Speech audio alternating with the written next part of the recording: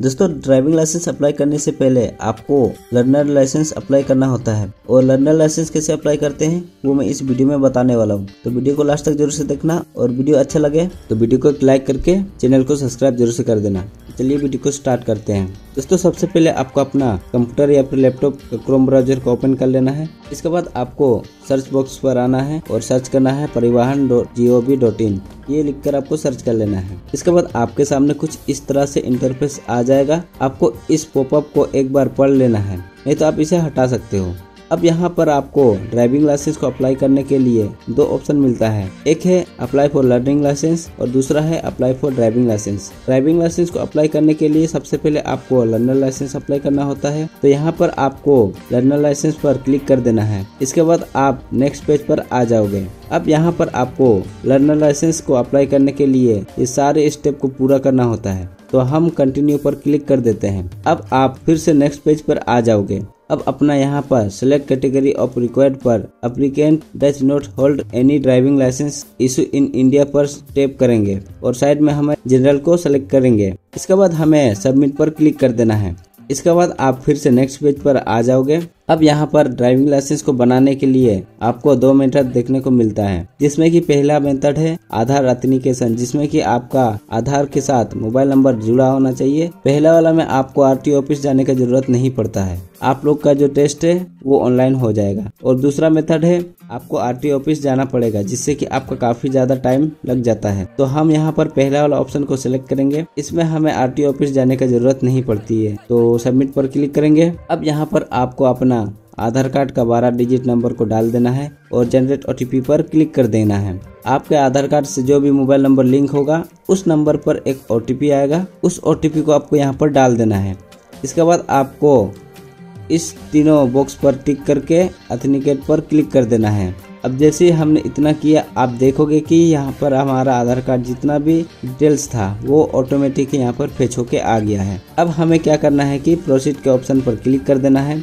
अब यहाँ पर हमारे सामने एक पॉपअप आ रहा है। इस पॉपअप में आपके अकॉर्डिंग के हिसाब से आपका जो आरटीओ ऑफिस है वो आपको बताया जाता है। तो हम ओके पर क्लिक कर देते हैं। अब यहाँ पर आपको आरटीओ ऑफिस पर जाके आपका स्टेट में जितना भी आरटीओ ऑफिस है वो आपको देखने को मिल जाएगा। आपको आपके हिसाब से आरटीओ ऑफिस को सेलेक्ट कर लेना है। यहाँ पर आपका कुछ डिटेल्स जो है पहले से ही फिल रहेगा, अगर नहीं है तो आप देख लेना। मेरा यहाँ पर पहले से ही फिल है। हम आगे बढ़ते हैं। आपको नीचे प्लेस ऑफ बर्थ पर आना है और यहाँ पर आपका जन्म कहाँ पे हुआ था वो आपको यहाँ पर भर देना है। कंट्री ऑफ बर्थ पर आपको इंडिया को ही सेलेक्ट रहने देना है। क्वालिफिकेशन में आप कहाँ तक पढ़े हो वो आपको यहाँ पर सिलेक्ट कर लेना है। यहाँ पर आपको अपना ब्लड ग्रुप को भर देना है। अगर आपको पता नहीं है तो आप इसे स्किप भी कर सकते हो। इसके बाद आपको ईमेल आईडी पर अपना ईमेल आईडी को भर देना है।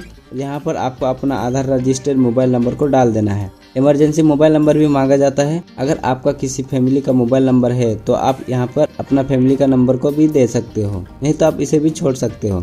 यहाँ पर आपको आइडेंटिफिकेशन ऑप्शन मिलता है। यहाँ पर आपको अपना बॉडी पर कोई पहचान चिन्ह है तो उसके बारे में पूछा जाता है। अगर आपका ऐसा कोई है तो आप यहाँ पर बता सकते हो, अगर नहीं है तो आप इसे भी स्किप कर सकते हो। इसके बाद आपको नीचे की ओर आ जाना है और यहाँ पर आप देखोगे कि प्रेजेंट एड्रेस जो है वो पहले से ही फिलअप होके आ चुका है, आपके आधार के अकॉर्डिंग आ चुका है। इसको आप लोग चेंज नहीं कर सकते हो। आपका आधार कार्ड में जैसा एड्रेस है सेम एड्रेस यहाँ पर आ गया है। यहाँ पर आप लोग उसी को सेलेक्ट कर सकोगे जो पहले से फिलअप होके नहीं आया है। जैसे कि तहसील है वो पहले से सेलेक्ट नहीं है, आपको सेलेक्ट करना होगा।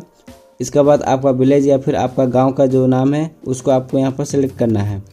तो इस तरह से हमने जो है अपना प्रेजेंट एड्रेस है उसको कम्प्लीटली फिल कर लिया है। यहाँ पे परमानेंट एड्रेस का भी सेक्शन आएगा।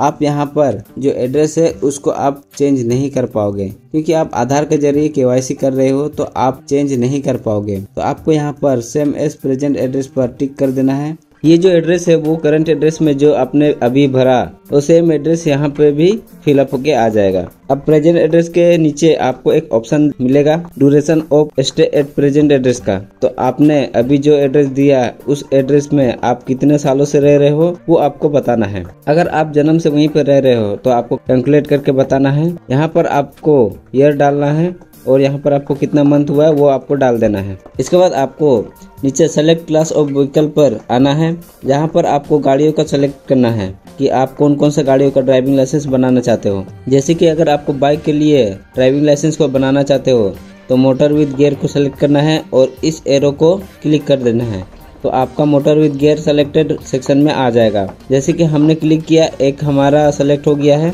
इसी के साथ दूसरा गाड़ी को भी हम लोग सेलेक्ट करेंगे, कार का भी ड्राइविंग लाइसेंस बनाना है। लाइट मोटर व्हीकल को हम लोग सेलेक्ट करेंगे और इस एरो को क्लिक करेंगे, तो देख सकते हो हमारा 2 गाड़ी यहाँ पर सेलेक्ट हो चुका है। इसके बाद यहाँ पर आपको एक ऑप्शन मिलेगा कि क्या आपने इससे पहले कभी ड्राइविंग लाइसेंस बनाया है और आपका ड्राइविंग लाइसेंस होल्ड किया गया है या फिर कैंसिल किया गया है।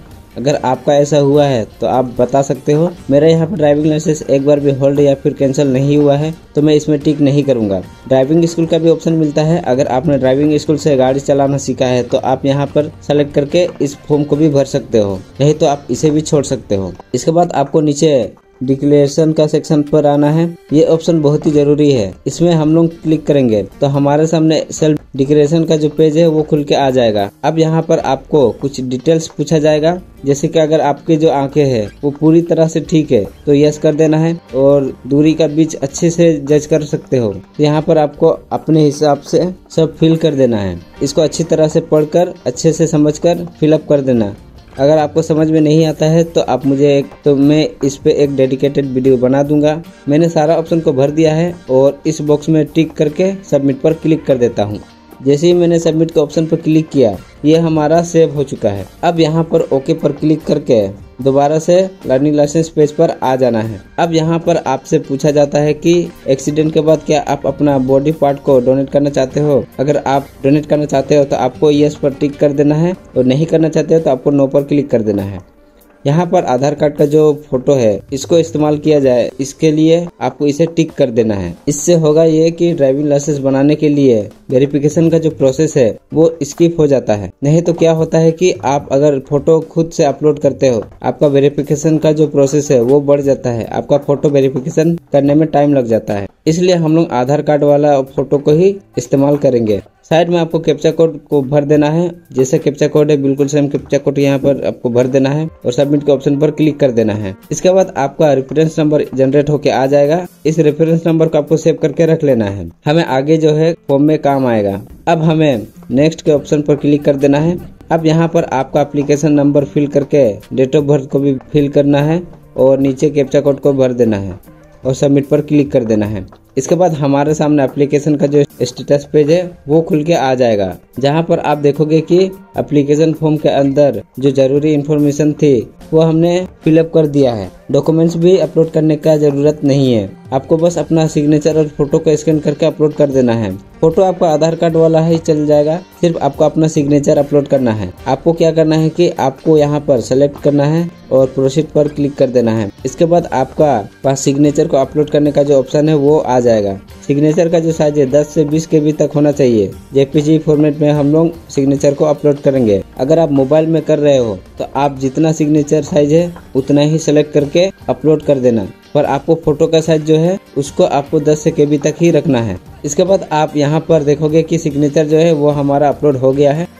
अब हमें नीचे save photo and signature image file पर क्लिक कर देना है और ओके के ऑप्शन पर क्लिक कर देना है। इसके बाद आपको नेक्स्ट पर क्लिक कर देना है। इसके बाद दोबारा से स्टेटस पेज पर आ जाओगे। आपको यहाँ पर कैप्चा को डाल देना है और सबमिट पर क्लिक कर देना है। अब आप देखोगे कि सिग्नेचर और फोटो हमारा कंप्लीट हो चुका है। अब बारी आती है फीस पेमेंट का, जो हम लोग ऑनलाइन मेथड से फीस का पेमेंट करेंगे। हमने फीस का ऑप्शन को सेलेक्ट कर दिया है और प्रोसीड पर क्लिक कर देना है। यहाँ पर हमारे सामने जितना भी फीस लगने वाला है वो आपको देखने को मिल जाता है। हमने 2 गाड़ियों को सेलेक्ट किया है तो देख सकते हो हमारा दोनों गाड़ियों का 150 करके दोनों हमारा लग रहा है। यहाँ पर पेमेंट करने के लिए गेटवे का सेक्शन पर आना है और कॉमन PGI को सेलेक्ट करना है। जैसा कैप्चा कोड है सेम कैप्चा कोड को यहाँ पर डाल देना है और पे का ऑप्शन पर क्लिक कर देना है। इसके बाद आपको यहाँ पर आई एग्री पर टिक करना है और प्रोसीड फॉर पेमेंट पर क्लिक कर देना है। अब आपको पेमेंट गेटवे को सेलेक्ट करने का ऑप्शन दिख जाएगा। आपको यहाँ पर SBI का जो ऑप्शन है उसको आपको सेलेक्ट करना है।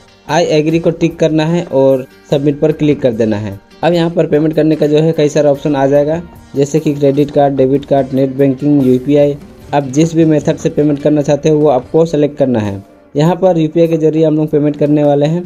आप यहाँ पर मैन्युअली यूपीआई आईडी को डालकर पेमेंट कर सकते हो, नहीं तो आप यहाँ पर क्यूआर कोड को जनरेट करके भी दूसरे मोबाइल से पेमेंट कर सकते हो। आप जब पेमेंट कर देते हो तो पेमेंट सक्सेसफुल हो जाता है, तो आपको इस पेज को ना तो बैक करना है और ना ही कैंसिल करना है। ये पेज ऑटोमेटिक ही रिलोड होगा। आप सभी के सामने ट्रांजैक्शन सक्सेस होके आप दोबारा से आरटीओ के वेबसाइट पर आ जाओगे। अब यहाँ पर आपको ये जो पेमेंट स्लिप है उसको आपको डाउनलोड करके रख लेना है। ये आपका बहुत काम आने वाला है। इसके लिए आपको नीचे प्रिंट रिसिप्ट का ऑप्शन पर क्लिक कर देना है और यहाँ पर आपको same to same captcha code को डाल देना है। गेट डिटेल्स पर क्लिक कर देना है। अब नेक्स्ट आपको एप्लीकेशन का आगे आपको टिक करना है और कैप्चा कोड को फिर से डाल देना है और प्रिंट रिसिप्ट पर क्लिक कर देना है। अब यहाँ पर आप लोग देख सकते हो कि हमारा पेमेंट रिसिप्ट जो है वो सक्सेसफुली जनरेट होके आ चुका है। इसको आपको सेव कर लेना है।